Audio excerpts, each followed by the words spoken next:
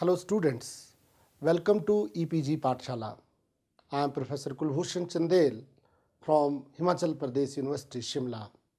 Today we are going to talk on module Political Nature of Change from paper Organizational Change and Development. Let me know that what we are going to learn from this module. We will be discussing the political behavior. We will study the two views of organization. We will be studying the heightened political activities and legitimate political activity. We will be understanding the ethics of political behavior, and finally we will be knowing how the political base be strengthened. It is known that the organizations exist in the political environment. The director's role is increasingly becoming more and more political nowadays, as they have to deal with both internal and external stakeholders. Sometimes it is considered that the organizational groups are composed of human services groups that are composed of separate political goals, agendas, and values. These organizations become political arenas in which the groups compete for resources, control, and power. This is not ethical, as political activity is seen as manipulative, and at the same time it is also unethical. A researcher, P11, conducted his research in 1992 found in a survey that about 90% of the respondents of his study suggested that politics is common in organizational role, and 55% believed that politics is harmful to efficiency, whereas 89% indicated that the successful managers must be a good politicians, and yet almost 50% said that organizations should get rid of politics. Administrators in human service environments pride themselves on their neutrality and non-involvement in followers' politics. To be an effective change agent, the staff in the organization must be knowledgeable about how the influence key stakeholders groups both inside and outside organization. Organization change automatically creates political conflict, and advocates for change are drawn into the political conflict. Without knowledge and skill in confronting political conflicting and building political coalitions, proponents for change will unfortunately fail in their efforts to improve their organizations. Let me define political behavior. There are various definitions for political behavior, as well as different levels of tolerance and acceptance for the act of political behavior. The term political behavior is accompanied by a great deal of confusion and ambiguity.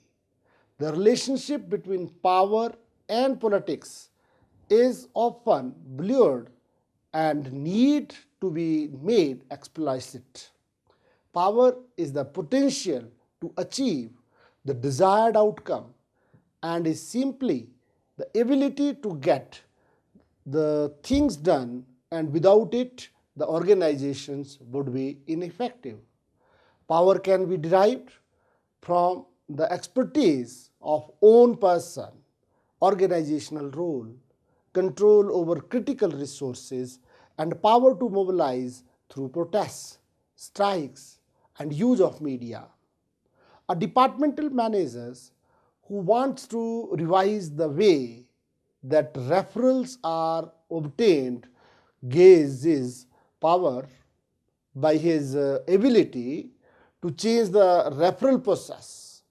A child welfare worker who want to remove the child from abusive family assesses his power by his ability to achieve the goal. Power is the potential to achieve the outcome or result, and politics is the use of power to influence the decisions to achieve those outcomes. It is significant to emphasize that all the decisions do not involve power to the same extent, and nor the power conflicts are equal in every organization. The extent to which the politics is used in the organization depends upon the extent of uncertainty which exists in the organizations. Two views of organization. The reason for much of our negative perception of politics is based on how organizations should operate. Many believe that organizations are rational, having originality and neutrality. As suggested by Weber, bureaucracy was deemed to be the ideal organizational form in the large part as it prevented the misuse of power. Weber also suggested that the most effective model of management was the bureaucracy because rules, regulations, and authority resided in the position, not in the person. He focused on orderliness and fairness of the bureaucracy. After 50 years, Sheen stated that an organization is the rational coordination of the activities of people for the achievement of some common explicit purpose or goals through the division of labor and function and through a hierarchy of authority and responsibility. It was suggested that through the rational model, the goals are clear and choices are made in a logical manner. As suggested by Daft, in a political organization, the power is generally decentralized and decisions are disorderly and information is incomplete. With this view, the politics is seen as a neutral process for determining differences among the organizational interest groups. But in reality, the organizations are mixture of rational and political mode. They make decisions in rational manner and practice this approach until the situation is not complex. Many management tools are used in reinforcing the rational model. The political model is more likely to be employed in reaching decisions under the situation of uncertainty and disagreement. In today's organizations, very few decisions are programmable for which the solution are agreed on. Heightened political activity. Various researches have shown that there are certain circumstances when the behavior is some more political than other situations. Most of the political behavior occurs when a change is introduced in the organization. There are many areas when politics tends to play a major role in the organizational life, such as structural changes or the existing power and authority relationship are challenged by the reorganization, and the managers also actively bargain to maintain the existing relationships and their power bases. Like there were extensive reorganization setting free and political activity among the departmental heads and managers. Interdepartmental coordination. In general, the relationships between the departments are not well defined, and when the joint issues arise, there are no clear guidelines about how decisions are made. Under such circumstances, the uncertainty and conflict arises while dealing with the departmental activities. For example, the coalition team faced problems as the organizational members did not know how to work in coordination with other departments. There was problem because the power and authority were not properly distributed. Resource allocation. In most organizations, this is probably the most frequent problem in which political behavior takes place. The various decisions are based on the politics such as salary, budget, number of employees, and office equipments and so on. Disagreements occurs when the organizational priorities and political processes are used to resolve the disagreements. Politics will also occur when there is an infusion of new and unclaimed resources. It is particularly in case of new resources such as computers purchased in the departments. Changes in leadership. When a leader is replaced, there are high level of uncertainty and anxiety. The fragile network of relationships can be disturbed concerning trust and cooperation issues. The hiring decisions can also generate a great deal of uncertainty and disagreement, and political activity happens. Strategic decisions. When the organizations struggle with uncertain decisions, the political behavior will surface. It is mainly common in case of task specialization because individuals from different backgrounds and training will see the situation differently. One need only to attend an executive staff meeting for a typical social service agency to see that this is true. Legitimate political activity. In case of uncertainty, the political activities will be heightened. There are many typologies for political tactics which can be employed in the organization. As suggested by Yuki and Forbes in 1990, there are 8 influence tactics. Pressure tactics fall into the low road category of Grenier and Sheen. All the 8 influences fall into the high roads category as given by Grenier and Sheen. All the methods except pressure tactics are as follows, which includes upward appeals, which itself states that initiators of change seek the assistance from upper management. The management approval as leverage for obtaining other stakeholders' permission. Similarly, the change agents can enhance their influences by developing linkages with high-level officials and groups. These can be formal or informal, such as high-level of planning commission, participating in orientation, and many more. The coalition team could deliberately identify the strategic linkages that need to be established and then divide up the assignments among the team members. Exchange tactics. The advocates for change make the explicit or implicit promises that tangible benefits will be received if the cooperation with the change is obtained. One simple method is to identify the stakeholders' values and incorporate that knowledge into the communication strategy. Then it comes coalition tactics.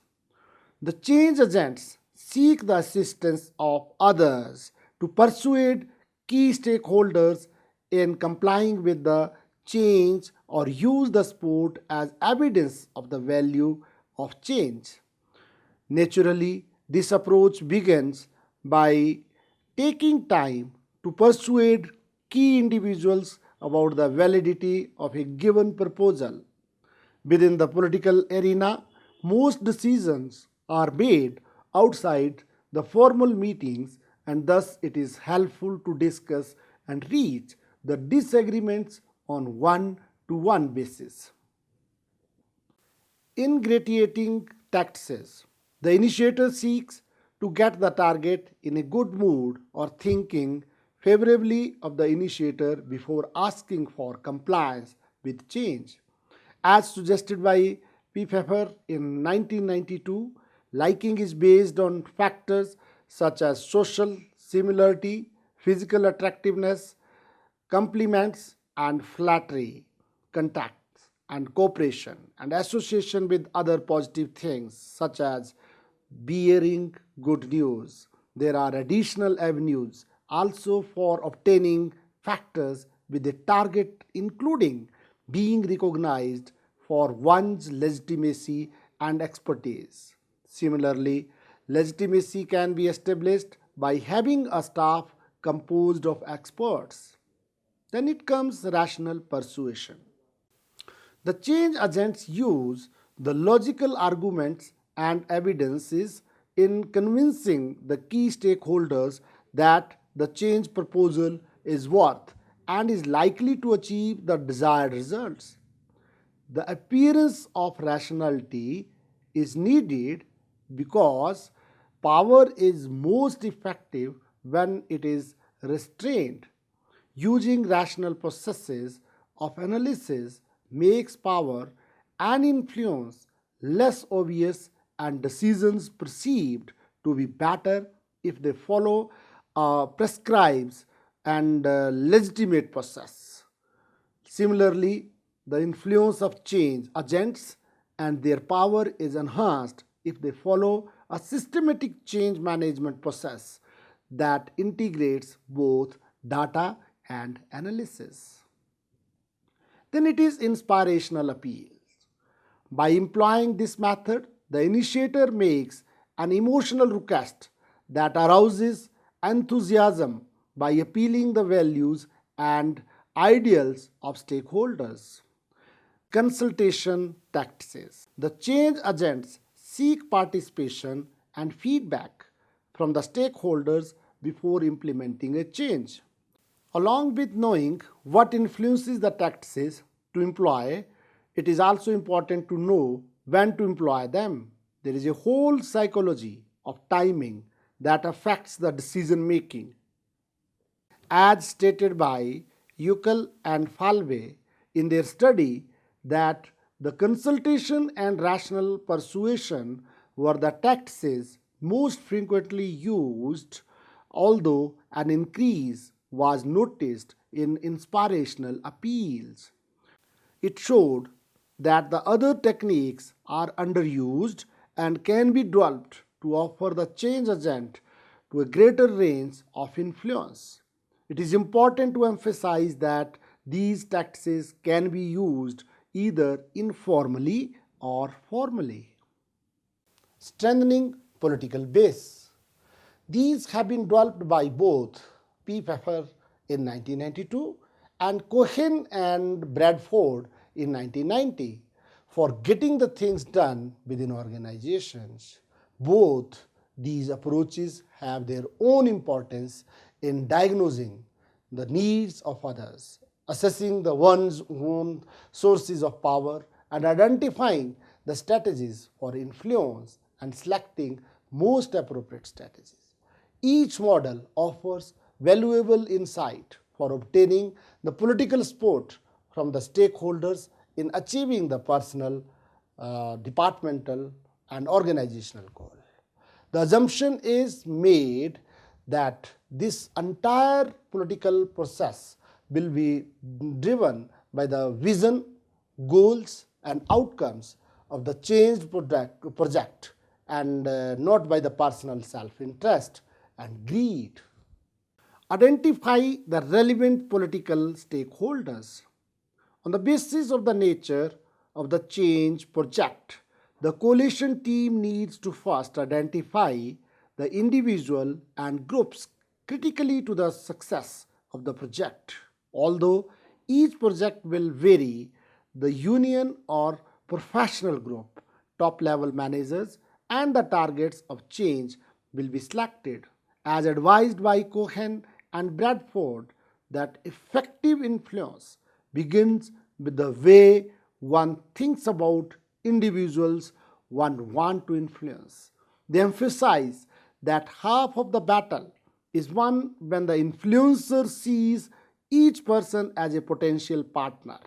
By using this approach, the number of potential allies by seeing who has stake in your area and working at building mutual trust. Then it comes determining the interests and power of stakeholders.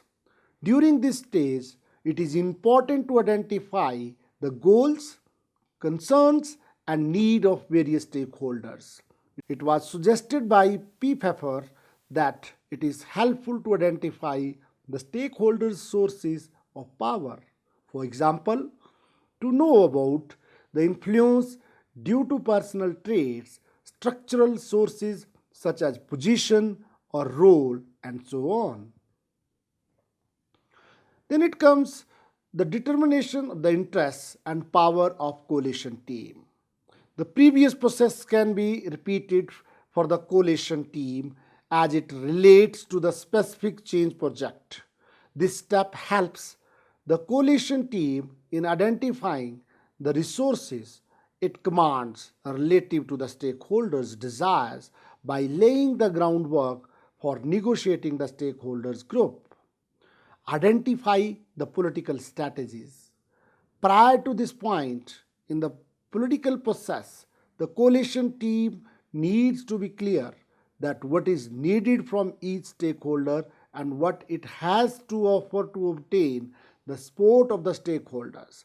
According to Cohen and Bradford, organization members often think too narrowly about the needs of potential allies and thus limit their potential to influence them.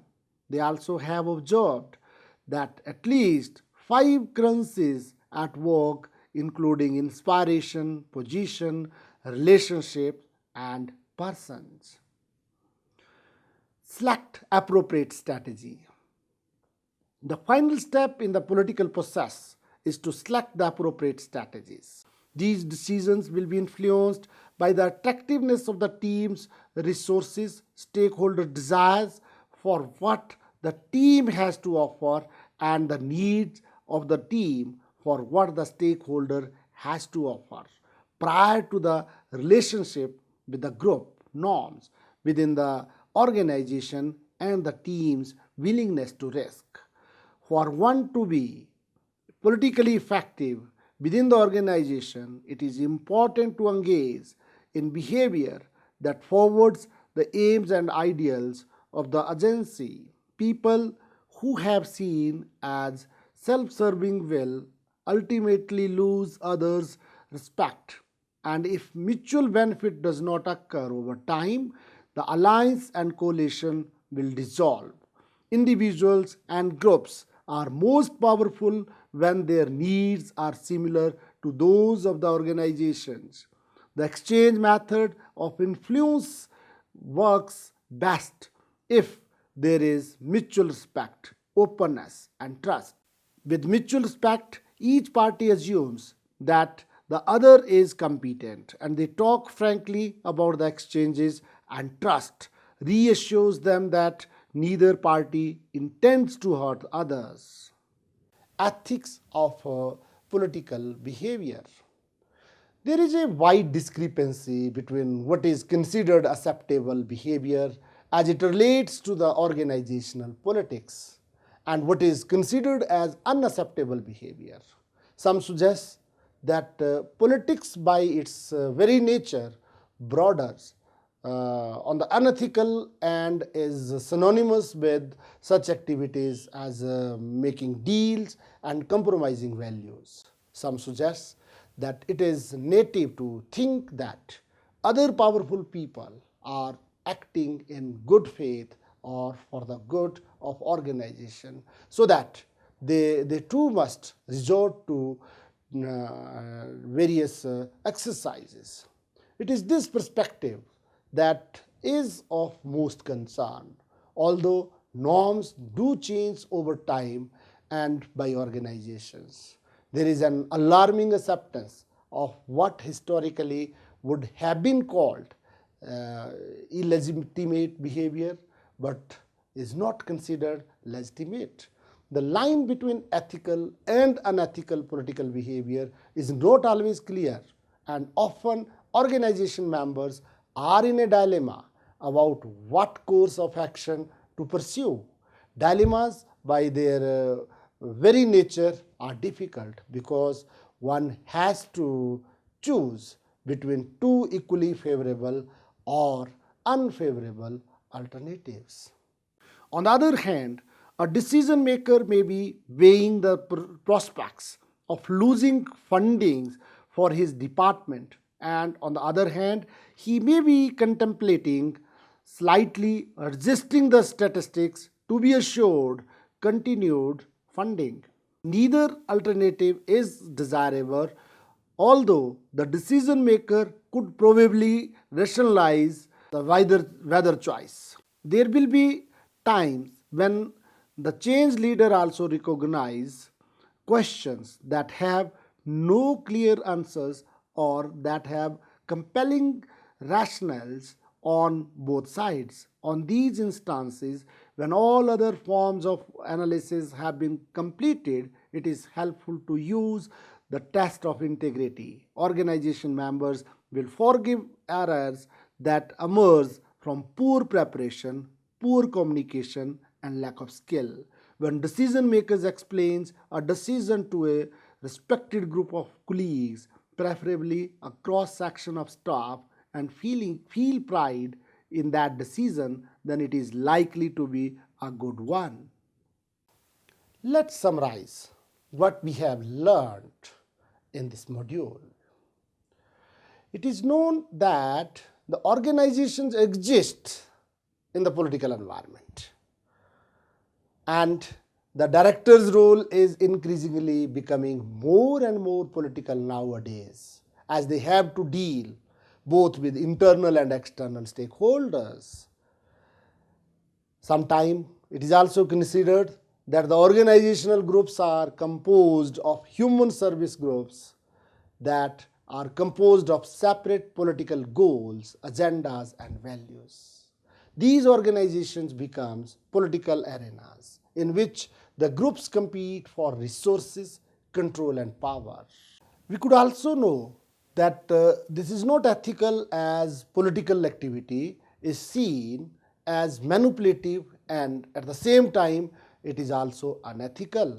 Administrators in human service environments pride themselves on their neutrality and non-involvement in followers' politics. To be an effective change agent, the staff in the organization must be knowledgeable about how to influence the key stakeholder groups both inside and outside organizations. Organization change automatically creates political conflict and advocates for change which are drawn into the political conflict. Without knowledge and skill in confronting political conflicting and building political coalition, proponents for change will unfortunately fail in their efforts to improve their organizations. Power is the potential to achieve the desired outcome and is simply the ability to get the things done, and without it, the organizations would be ineffective. Powers can be derived from the expertise of own persons, organizational role, control over critical resources, and power to mobilize through protests, strikes, and use of media. It is significant to emphasize that all the decisions do not involve power to the same extent, and nor the power conflicts are equal in every organization. The extent to which the politics is used in the organization depends upon the extent of uncertainty which exists in the organization. The reason for much of our negative perceptions of politics is based on how organizations should approach. Many believe that organizations are rational, having originality and neutrality. We also came to know that through the rational model, the goals are clear and choices are made in a logical manner. As suggested by the Daft, in a political organization, the power is generally decentralized and decisions are disorderly and information is incomplete. With this view, the politics is seen as a natural process for determining differences among the organizational interest groups. But in reality, the organizations are mixtures of rational and political mode. They make decisions in a rational manner and practice this approach until the situation is not complex. Many management tools are used in reinforcing the rational models. The political model is more likely to be employed in reaching decisions under the situation of uncertainty and disagreement. In today's organizations, very few decisions are programmable for which the solutions are agreed on. A variety of political strategies were explored and an argument presented that change leaders within human service agencies must adapt at employing a wide range of influence tactics. Thank you.